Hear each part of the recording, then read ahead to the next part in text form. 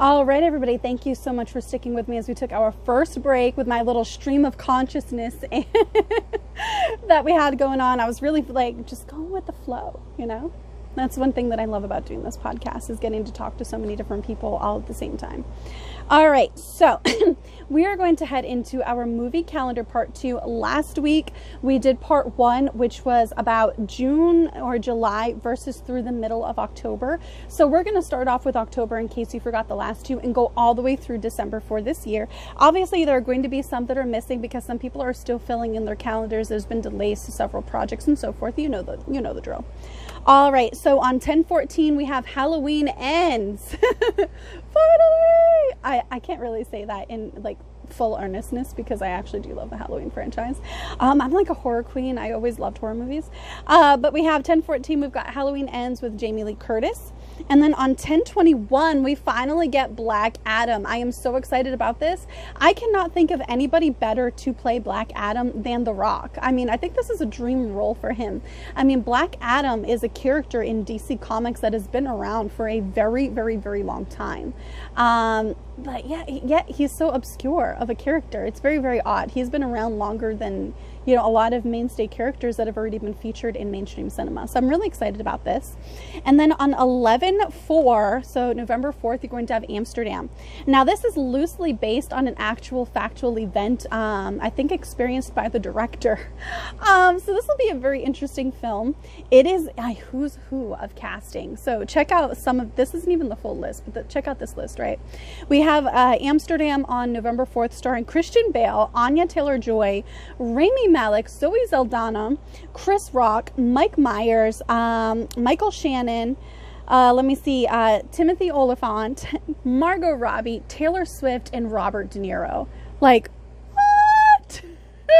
Who is this casting person? And let me buy them a beer, because cheers. What a crazy, awesomely talented cast. Like, this is so cool in my opinion.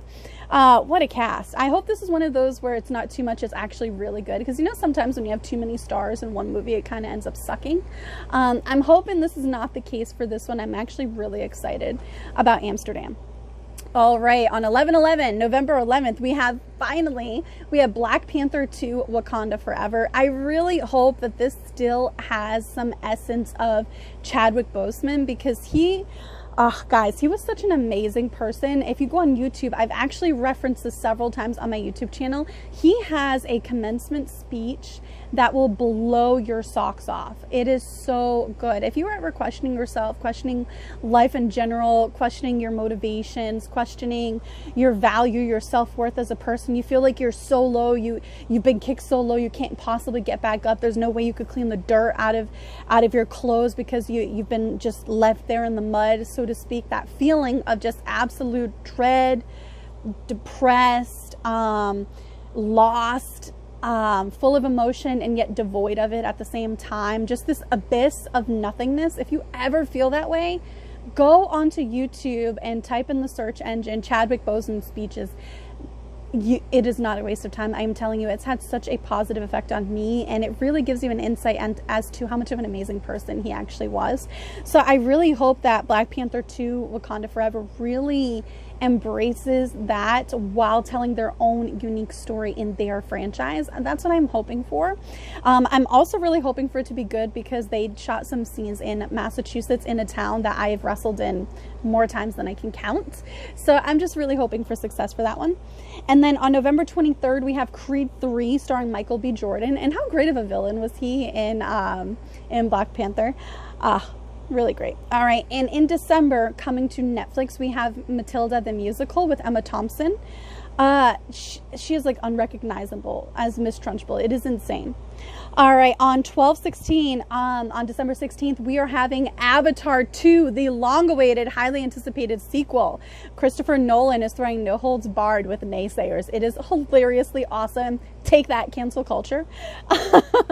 And another really interesting thing that is going on with Avatar is they are actually partnering, not in an actual sense, but kind of in a metaphorical sense. They're partnering with Star Wars, because what they're doing is they're going to be doing a bipartisan or not biannually. Anyway, instead of trying to label it, I'll just give it to you like what it is. Okay, Avatar is actually going to be alternating years of release with Star Wars. So this year, 2022, you're getting Avatar 2. Then in 2024, you're getting Avatar 3. 2026, you're getting Avatar 4. And then in 2028, you're supposed to get Avatar 5. Whether or not this still happens, I don't know. But in between those years, you will be getting Star Wars material. So this will be very interesting. But I do have to say that I am excited for Avatar 2. And it supposedly also has a plot twist that will involve Sigourney Weaver. So very, very interesting. And I feel kind of bad for this next film because they're also debuting on the same day, on December 16th, the same day as Avatar 2. It is Shazam! Fury of the Gods. Now, there's no discussion yet on whether or not Shazam will do a crossover with Black Adam at some point. But I do feel kind of bad. I think that was bad planning on their part to debut the same weekend as Avatar. I don't know. Let me know what you guys think. I think that's a mistake as far as marketing and analytics and money-wise, because as we head into it, you know, people are going to have so much money, and also with people feeling unsafe, people are only going to spend so much money out before they want to go home. So I think this could be to the detriment of Shazam, or it could end up being great. Who knows? But I kind of have a feeling more of the attention is going to be on Avatar 2 with such a big hitter that it is.